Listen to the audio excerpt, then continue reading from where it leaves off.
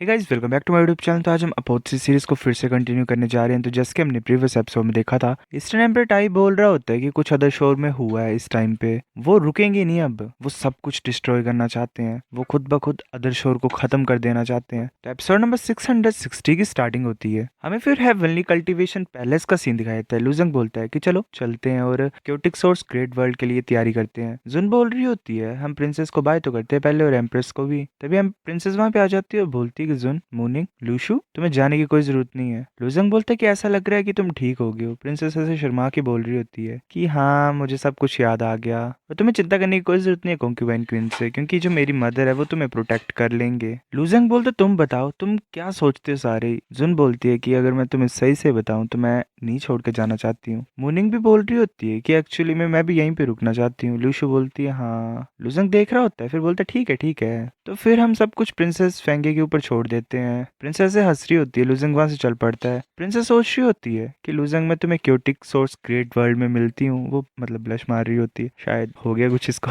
फिर हम एक दिन बाद हर्ट फ्लो स्पोर्ट्स एक्ट का सीन दिखाया जाता है। लुजंग बैठा होता है, सोच रहा होता है। हुजी और जो बाकी हैं वो अदशोर में ट्रेन कर रहे हैं। क्योटिक सोर्स ग्रेट वर्ल्ड में एंटर करने से पहले उन्हें अपनी स्ट्रेंथ को काफी ज्यादा इंप्रूव करना पड़ेगा। मैं पहले अदशोर में जाता हूँ, उनकी हेल्प करता हूँ ताकि वो अच्छे से इंप्रूव कर पाए। फिर वापस आता हूँ यहाँ पे और हर्ट फ्लो स्वॉर्ड मैनुअल को पढ़ता हूँ। हमें 10th हेवन का सीन दिखाई देता है। इविल गॉड वहां पे चला होता है और बोल रहा होता है ये तो बिल्कुल सेम लग रहा है जो कि हमने सेकंड हेवन में देखा था, बस यहाँ के जो स्टैचूज हैं वो हमारे ऊपर अटैक नहीं कर रहे हैं। उसका साथ ही बोल रहा होता है मैंने एक्सपेक्ट नहीं किया था कि 10th हेवन में भी सेम टू सेम उसी तरीके का लेक होगा। आसानी से हमने ढूंढ लिया इस प्लेस को, क्योंकि हम सेकंड हेवन में भी घुस पाए थे, क्योंकि हमें पता था वो कहाँ पे एक्चुअल में। तो सेम वैसा हमने चीजें फॉलो की और हम पहुंच गए। इविल गॉड बोल रहा होता है आसान, प्रे करो कि आगे कोई ट्रैप्स ना हो, हमारे ऊपर अटैक ना हो। उसके साथ ही बोल रहा होता है ठीक है। इविल गॉड बोलते है कि जाओगोंग अगर कुछ गलत हुआ तो जल्दी से इल्यूजन ब्रेकिंग स्पेल को यूज कर देना तुम, ठीक है। जाओ हाँ कर देता है, वो चले होते हैं। जाओ बोल रहा होता है कि आगे तो कुछ भी नहीं है, कोई रास्ता भी नहीं है। इविल गॉड बोल रहा होता है ऊपर देखो। जाओ ऊपर देखते हैं, वहां पे कुछ क्रैक से होते हैं। वो बोल रहा होता है वाह, ये तो अर्थ कमांडिंग टेम्पल की तरह ही है, ड्राइंग्स ही है यहाँ पे, वर्ड्स तो लिखे ही नहीं है। इविल गॉड बोलता है ये जो चीज है बीच में ये देखी सी लग रही है, मतलब एक क्रिस्टल सा होता है। इविल गॉड उसे भी निकाल लेते हैं, उसके पास भी होता है। वो बोल रहा होता है तो सेम है जैसे हम सेकंड हेवन में हमने जो पाया था उस टेम्पल के लेक से। जाओ बोल रहा होता है हाँ इसका पैटर्न भी सेम है। फिर वो बोलता है कि लॉर्ड इविल गॉड तुम ग्लो क्यों कर रही हो। इविल गॉड सच में ग्लो कर रहा होता है और वो एकदम से कहीं टेलीपोर्ट हो जाता है। जाओ सोच रहा होता है कि इविल गॉड कहाँ गए। जो जेम था वो तभी इविल गॉड के हाथ में आया था जब उन्होंने अपनी कल्टीवेशन को बढ़ाया था। इतना आसान नहीं था उसे पाना। क्या वो जेम इविल गॉड को कहीं पे लेके चला गया है। वेट, बैरियर रिएक्ट कर रहा है, कोई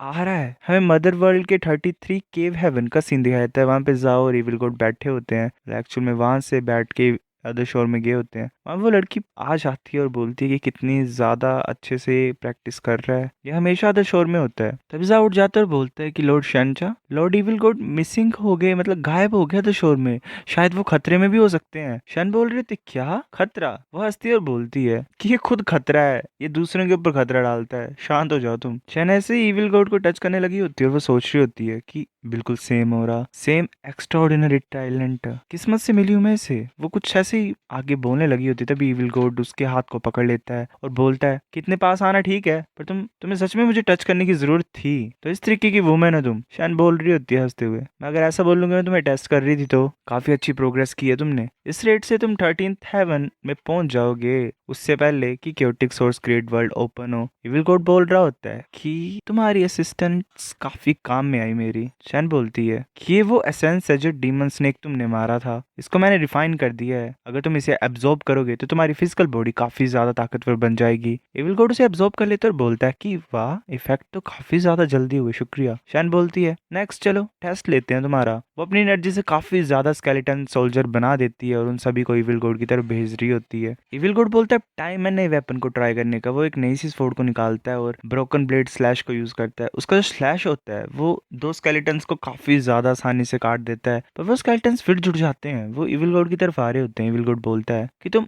एक ही चीज बार बार कैसे कर सकते हो। वो broken blade black dragon strike को यूज करता है। एक ब्लैक कलर का ड्रैगन जा रहा होता है आगे की तरफ और जितने भी स्केलेटन्स होते हैं वो खत्म हो जाते हैं। एविल इविल गोड बोलता है कि इन छोटे मोटे क्रिएचर्स को क्यों मेरे पास भेज रहे हो, ये कितना ज्यादा बोरिंग है। वो शैन की तरफ अटैक करने के लिए जा रहा होता है और बोलता है कि तुम क्यों नहीं ज्वाइन करते हो, चलो कुछ मजे करते हैं। वो एक स्लैश करता है शैन की तरफ। शैन एक एनर्जी की वॉल क्रिएट कर देती है बचने के लिए। इविल गोड आसानी से उसे काट देता है और बोलता है कि तुम्हारी डेथ एनर्जी इतनी ज्यादा कमजोर कैसी हो रही है। शैन बोलती है कि मैं इंटरेस्टिंग हूँ। वो अपने हाथ से उसकी स्वॉर्ड को रोक देती है और बोलती है कि टेस्ट तुम्हारा कंप्लीट होता है, काफी ज्यादा एवरेज परफॉर्मेंस है तुम्हारी, अगर तुम मुझे हराना चाहते हो तो तुम्हें काफी हार्ड वर्क की जरूरत है। इविल गॉड बोलता है बस कुछ ही टाइम की बात है ये, मैं तुम्हें आसानी से हरा दूंगा। फिर शैन बोलती है वेल बाकी चीज छोड़ो, मैं तुम्हें कुछ दिखाना चाहती हूँ। वो एक मिरर दिखाती है। इविल गॉड बोलता है कि क्या क्या दिखाना चाहते हो तुम। उस मिरर में हमें लूजेंग दिखाई देता है। इविल गॉड बोलता है ये तो लूजेंग है, अब वो कहाँ पे है, उसका कल्टीवेशन लेवल क्या है। शैन बोलती है कि सही किया मैंने,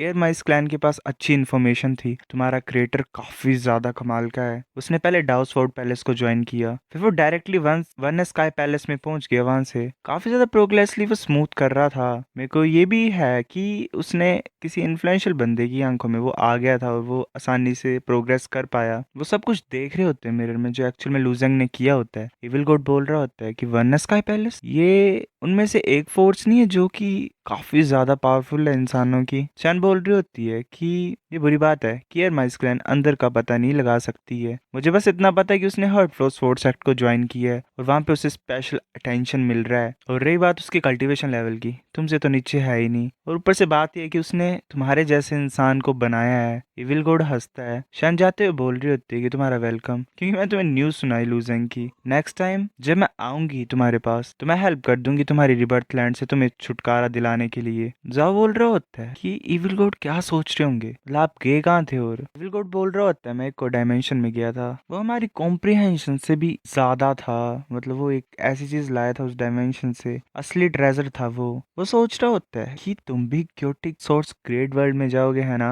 मुझे डिसअपॉइंट मत करना लूजेंग तुम। वेल क्या हमें इन दोनों का आमना सामना देखने को मिलेगा। सो गाइस इसी तरीके से ये चैप्टर एंड होता है। अब नेक्स्ट आएगा तो मैं उसे भी लाता हूँ, तब तक के लिए वेट करो, मैं साथ साथ में अब करता रहूंगा। मिलते हैं आपसे कुछ दिनों में, तब तक के लिए बाय गाइस।